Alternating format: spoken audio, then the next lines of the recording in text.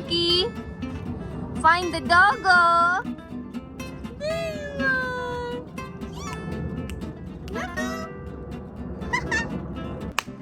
Hi guys, welcome back to my channel नामशाम in Canada. आज मैं आपके लिए एक बहुत ही इंपॉर्टेंट वीडियो लेके आई हूँ जिसमें हम बात करने वाले हैं कि क्या कनाडा में अगर किसी इंसान की एंट्री लेवल या बेसिक जॉब है तो क्या उस सैलरी के ऊपर वो कनाडा में सरवाइव कर सकता है या नहीं।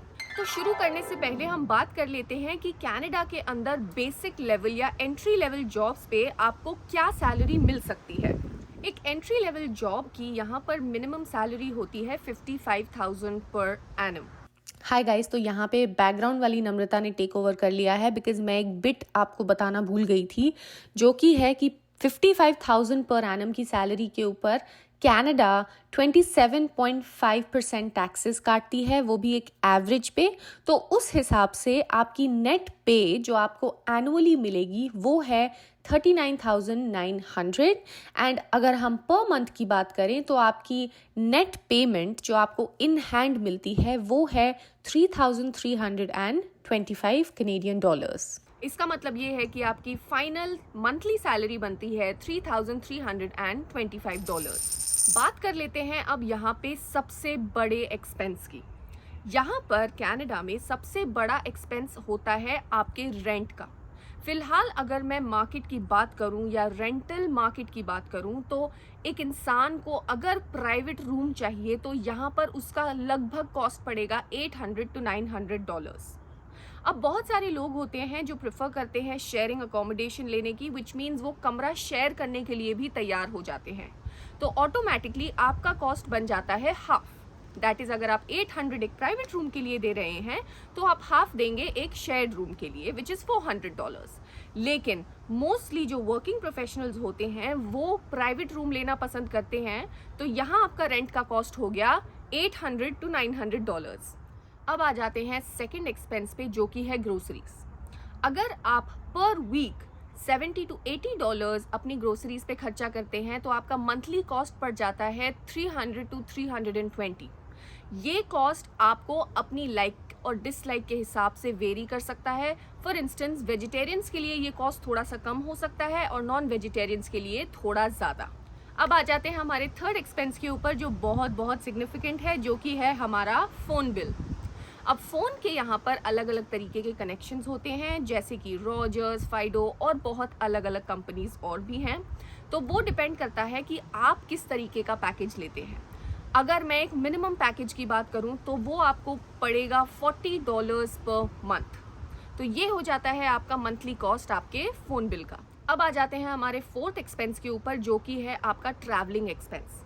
अब मैं आपको बता दूं, जिन लोगों का यहाँ पे वर्क फ्रॉम होम चल रहा है वो इस कॉस्ट से बहुत मीलों दूर बैठे हैं और ये उनका सबसे बड़ा एडवांटेज होता है, प्लस सेविंग्स। लेकिन बहुत सारे लोग आज भी ऐसे हैं जिनको डेली अप डाउन काम में करना पड़ता है and they do have to travel every single day. Now let's assume कि आप डेली बस से ट्रैवल करते हैं या पब्लिक ट्रांसपोर्ट लेते हैं, तो आपका प्रेस्टो कार्ड से वन साइड का बिल बनेगा 3.5 डॉलर्स और अगर आप उसको जाने और आने को दोनों के कॉस्ट को इंक्लूड करेंगे तो आपका पर डे का कॉस्ट पड़ेगा अराउंड 7 डॉलर्स। अब अगर आप महीने में 22 डेज काम करते हैं, विच मीन्स कि आपकी वीकेंड्स ऑफ होते हैं, तो आपका पर मंथ का कॉस्ट बन जाएगा 7 dollars into 22 days, which is, guess कीजिए, दैट्स राइट, 155 डॉलर्स। तो ये पड़ेगा आपका ट्रैवल एक्सपेंस।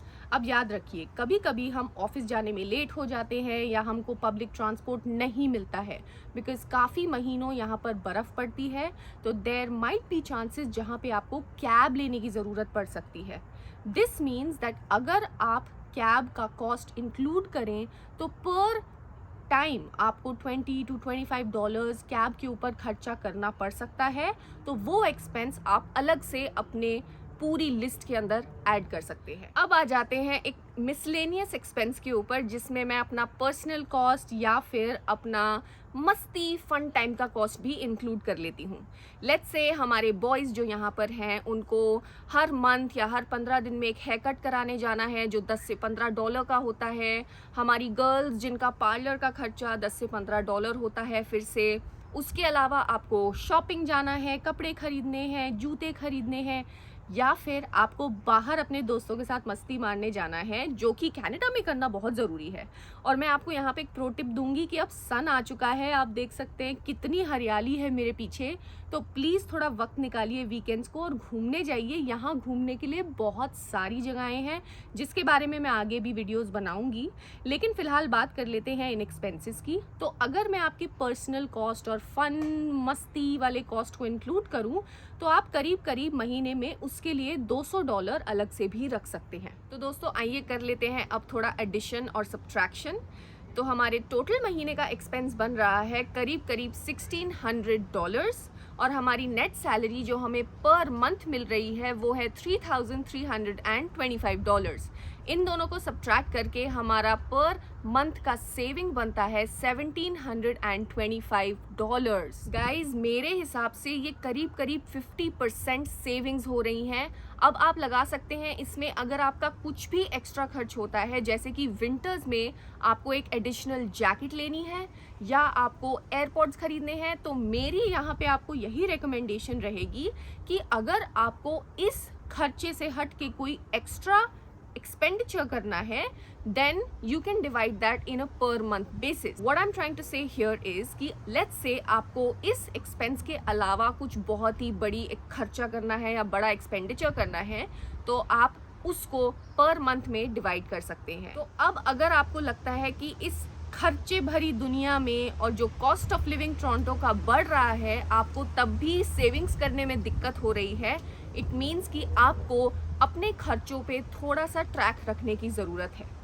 आई होप इस वीडियो से आप लोगों को कुछ फ़ायदा हुआ होगा और थोड़ा सा कॉन्फिडेंस बना होगा ये सोचने में कि कनाडा इतनी भी डरावनी जगह नहीं है। यहाँ पर आप एक बेसिक लेवल सैलरी पे भी बहुत अच्छे से सर्वाइव कर सकते हैं अगर आप बेफालतू का खर्चा ना करें तो। आपको अगर ये वीडियो पसंद आई हो then please do like, share, comment and subscribe to my YouTube channel. It will mean a lot to me. Do not forget to click on that bell icon, क्योंकि जब भी मैं एक न्यू वीडियो डालूंगी तो आपको उसका इंटीमेशन आ जाएगा। मैं आपको मिलूंगी अपनी अगली वीडियो में, तब तक के लिए bye bye. Hi guys, hi guys, hi guys, hi guys. अब उसमें से अगर आप टैक्सेस रिड्यूस कर देते हैं तो आपका नेट पेमेंट बनता है।